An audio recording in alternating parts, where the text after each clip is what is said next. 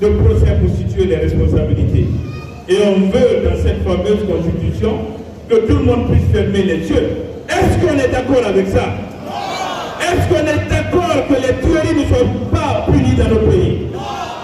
Nous allons nous opposer fermement par rapport à cela. Et dans cette constitution également, on vous dit que le président de la République, il ne doit pas présenter ses avoirs avant la prise de pouvoir et il ne doit pas présenter ses avoirs après la prise de pouvoir. Comment allons-nous savoir qu'il a volé le peuple et qu'il a triché le peuple s'il ne peut pas faire le bilan de ses avoirs?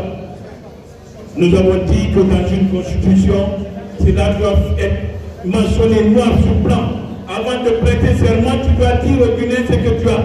Si tu as un boubou blanc, si tu as un boubou bleu, les Guinéens doivent le savoir. Et le jour où tu vas quitter le pouvoir, si on te voit dans les limousines, on te voit dans les belles voitures, dans les belles villas, le peuple des Guinéens ne tardera pas à dire que tu es voleur.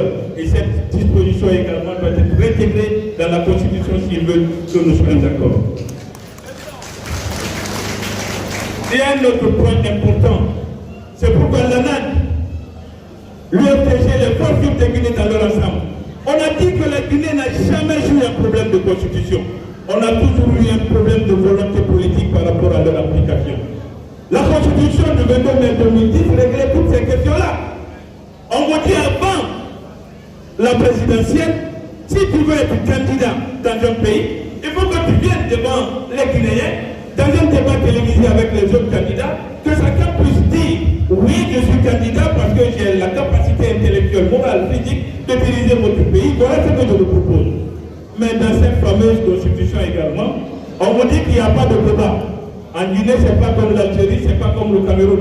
Un cadavre ne dirigera pas notre pays. On n'acceptera pas un voyou à la tête de notre pays. Il faut que tout le monde accepte de débattre devant le peuple de Guinée, que le projet de société soit validé par le peuple de Guinée. C'est ce que nous faisons. Et à l'UFDG, nous avons un projet valide, nous avons un candidat valide. Le président Seloudal Diallo passe à n'importe quel candidat et par rapport au projet de société que l'UFDG dispose, nous allons passer haut la main. C'est de ça ils ont peur.